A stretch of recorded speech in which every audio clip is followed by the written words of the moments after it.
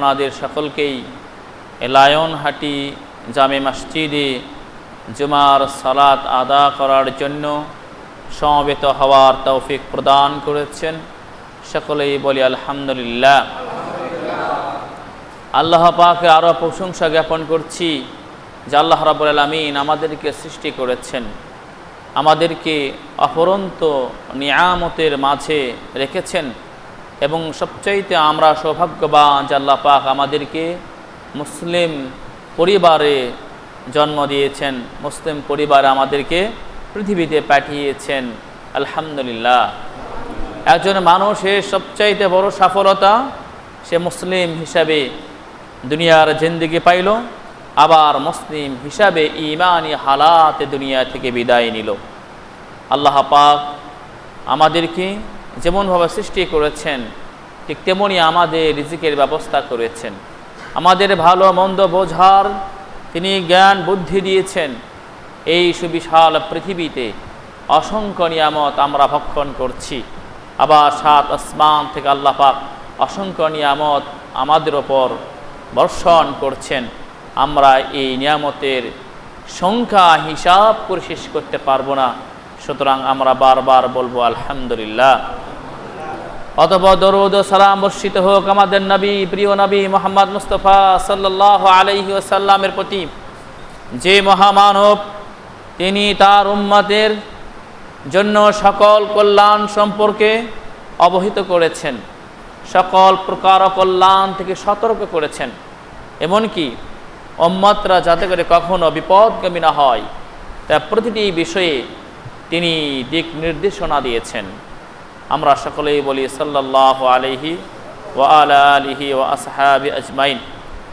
আমাদের নবী মুহাম্মদ মুস্তাফা সাল্লাল্লাহু আলাইহি ওয়াসাল্লাম মহান নবী, যিনি তার উম্মতকে প্রতিটি বিষয়ের প্রতি গুরুত্ব আরোপ করে বলেছেন, কুল্লুকুম রাইন ওয়া কুল্লুকুম মাসউলুন আন রাইয়াতিহি। তোমরা প্রতিটি দায়িত্বশীল, তোমরা প্রত্যেককেই তোমাদের দায়িত্ব সম্পর্কে জিজ্ঞাসিত করা হবে।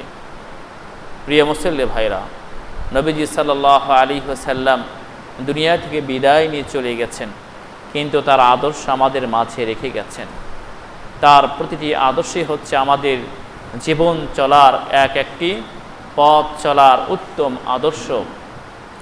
নবীজি সাল্লাল্লাহু আলাইহি ওয়াসাল্লাম আমাদের জন্যে কোন মাসে কি করব, আমাদের জন্যে তিনি সে দিক নির্দেশনা দিয়েছেন যে 12টি মাস আল্লাহ পাক মানব জাতির জন্য দিয়েছেন। এই 12টি মাসে কোন মাসে কি আমল, সেই বিষয়গুলি বিশ্বনবী সাল্লাল্লাহু আলাইহি সাল্লাম বাতলিয়ে দিয়েছেন। আলহামদুলিল্লাহ। আমরা অন্তরস্থল থেকে নবীজির প্রতি দরুদ ও সালাম করি। আল্লাহুম্মা সাল্লি আলাইহি আল্লাহুম্মা বারিক আলাইহি। প্রিয় মুসল্লি ভাইরা, আমরা সৌভাগ্যবান যে আজ আমরা এমন একটি মাসে অপেক্ষা করছি যে দুদিন পরে আমরা এমন এক মাস, মহিমান্বিত বরকতপূর্ণ মাস আমরা পাব, যে মাসের প্রথম 10 দিনকে বলা হয়েছে আফজালুল আইয়ামিদ দুনিয়া। যে পৃথিবীর বুকে সবচেয়ে সর্বশ্রেষ্ঠ দিন হচ্ছে এই জিলহজ মাসের প্রথম 10 দিন। ভাইরা আমার, একটু লক্ষ্য করুন, আল্লাহ পাক 12টি মাস ধরে একটি বছর পরিপূর্ণ করেছেন। 12টি মাসে কি আল্লাহ পাক বৈচিত্র্যময় করে সৃষ্টি করেছেন। বৈচিত্র্যময় করে তিনি বিভিন্ন বিধিবিধান দিয়েছেন। এটি এই জন্যে দিয়েছেন যাতে করে বান্দারা অফুরন্ত নেকি অর্জন করে, অফুরন্ত সওয়াবের হকদার হয়ে অতি সহজে চিরন্তন সমৃদ্ধি হয় জান্নাতে চলে যেতে পারে। ভাইরা আমার, আমরা এই যে গত মাসে আমরা একটি গুরুত্বপূর্ণ মাস পেয়েছিলাম, যে মাসে মাত্র 6টি রোজা রাখলেই সারা বছর রোজা রাখার পরিমাণ আমরা সওয়াব অর্জন করেছি। আলহামদুলিল্লাহ। এবং সেই মাসটির আগে সর্বোচ্চ সম্মানিত, মহিমান্বিত, বরকতপূর্ণ যে মাসটি ছিল মাহে রমাদান মুবারক মাস। এই 2 মাস পর জিলকদ মাসের পরেই আমরা একটি মাস পেয়ে যাচ্ছি, জিলহজ মাস। আজকে 28 তারিখ জিলকাদের, সে অনুযায়ী আগামীকাল যদি চাঁদ দেখা যায় তাহলে রবিবার থেকে জিলহজ মাস গণনা শুরু হবে। এই জিলহজ মাসের রবিবার থেকে যদি শুরু হয় তাহলে মঙ্গলবারে হবে ঈদ উল আজহা। এই যে 10 দিন, আর যদি চাঁদ দেখা না যায় আগামীকাল, তাহলে বুধবার হবে ঈদ, সোমবার থেকে গণনা শুরু হবে। এই যে 10 দিন, এই 10 দিনই এত ফজিলত, এত মর্যাদা যে পৃথিবীতে আর কোনো দিন, মাস, রাতের এত ফজিলত নেই। প্রিয় ভাইরা আমার, আল্লাহ রাব্বুল আলামিন এই 10 দিনে শপথ করেছেন। আল্লাহ পাক সেই জিনিসটিরই শপথ করেন যে জিনিসটি তার কাছে বেশি প্রিয়, তার কাছে বেশি মহব্বতের, গুরুত্বের দাবি রাখে, সেই জিনিসটির শপথ করেন আল্লাহ রাব্বুল আলামিন। আল্লাহ সুবহানাহু ওয়া তাআলা কোনো মাসে শপথ করেন নাই, তিনি জিলহজের প্রথম 10 দিন রাতের শপথ করেছেন। আল্লাহ পাক বলেন সূরা ফাজরের প্রথম আয়াতে বলেন, ওয়াল ফাজরি ওয়া লায়ালিন আশর। আল্লাহ পাক জিলহজ মাসের প্রথম 10 দিনে শপথ করেন। পীর ভাইরা আমার, প্রশ্ন হয়তো আসতে পারে যে কেন আল্লাহ পাক শপথ করলেন। আসলে আল্লাহ রাব্বুল আলামিন বিভিন্ন সময় কোরআনুল কারীমে আমরা পাই বিভিন্ন বিষয় দ্বারা তিনি শপথ করেছেন। কখনো কখনো শপথ করেছেন সময়ের, ওয়াল আসরি ইন্নাল ইনসানা লাফি খাসর, সময়ের শপথ করেছেন। আবার আল্লাহ রাব্বুল আলামিন বালাদ, লা উকসিমু বিহাযাল বালাদ, শহর মক্কা নগরী শপথ করেছেন। কারণ আল্লাহ পাক তিনি মহান সৃষ্টিকর্তা, তার শানে যে জিনিসটি তার কাছে প্রিয় হয় তখন সেই বিষয়টি প্রতি গুরুত্ব আরোপ করে তিনি শপথ করেন, যাতে করে বান্দারা এই বিষয়টির প্রতি গুরুত্ব দেয়, যাতে করে বান্দারা এই বিষয়টির মর্যাদা অনুভব করতে পারে। সেজন্য আল্লাহ রাব্বুল আলামিন জিলহজ মাসের প্রথম 10 দিন শপথ করেছেন। এই 10 দিনের এত নেকি, এত মর্যাদা, এত মর্যাদা, আশ্চর্য হবেন।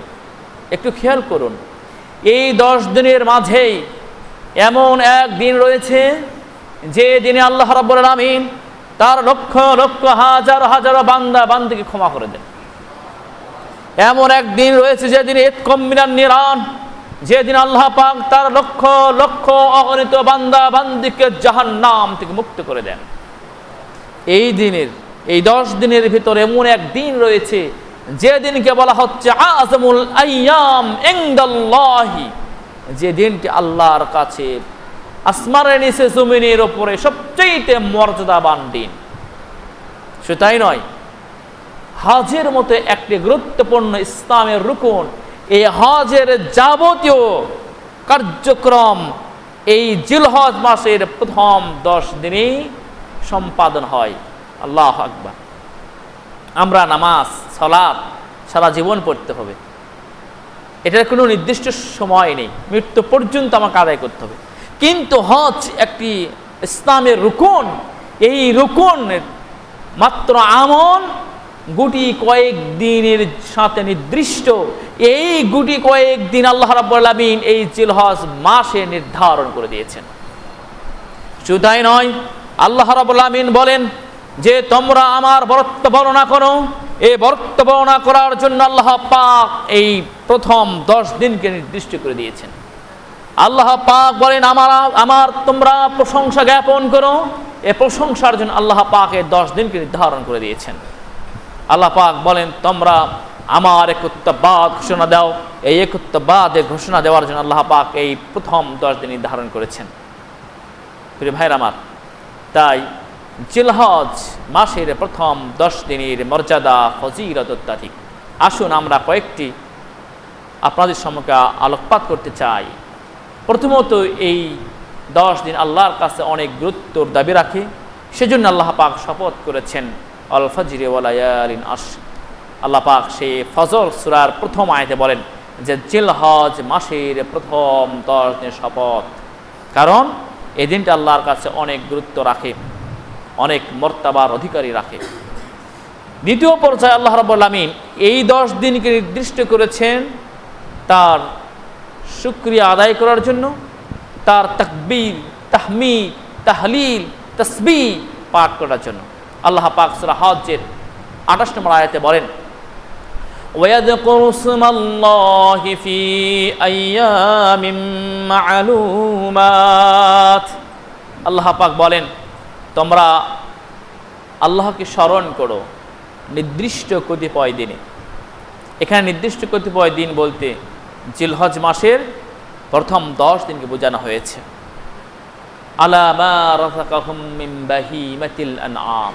আল্লাহ পাকে স্মরণ করা একটি বিষয় এখানে নির্দিষ্ট করে দিয়েছেন যে তোমরা আমাকে স্মরণ করো ওই যে পশুগুলি আমি তোমাদের জন্য হালাল করে দিয়েছি, গরু, ছাগল, ওট, দম্বা, এই যে পশুগুলি তোমাদের জন্য হালাল করে দিয়েছি, এই পশুগুলি তোমরা আমার রাহে আমার সন্তুষ্টির জন্য জবাহ করার মাধ্যমে তোমরা আমাকে স্মরণ করো। এটা একটি স্মরণের মাধ্যম। এরপরে আছে তাসবিহ, সুবহানাল্লাহ সুবহানাল্লাহ বলার মাধ্যমে আল্লাহর পবিত্রতা ঘোষণার মাধ্যমে আল্লাহকে স্মরণ করা। আরেকটা তাহমিদ, আলহামদুলিল্লাহ আলহামদুলিল্লাহ, আল্লাহর প্রশংসা জ্ঞাপনের মাধ্যমে তারকে স্মরণ করা। আরেকটা এসেছে তাকবীর, আল্লাহু আকবার আল্লাহু আকবার লা ইলাহা ইল্লাল্লাহু আল্লাহু আকবার আল্লাহু আকবার ওয়ালিল্লাহিল হামদ, আল্লাহু আকবার ঘোষণার মাধ্যমে আল্লাহকে স্মরণ করা। আরেকটি এসেছে তাহলিল, আল্লাহ পাকের ইত্তেবাদ ঘোষণা দেওয়া, লা ইলাহা ইল্লাল্লাহ লা ইলাহা ইল্লাল্লাহ। এভাবে আল্লাহ পাকের তাকবীর, তাহমিদ, তাসবিহ পড়ার জন্য আল্লাহ পাক এই দিনগুলি নির্দিষ্ট করে দিয়েছেন।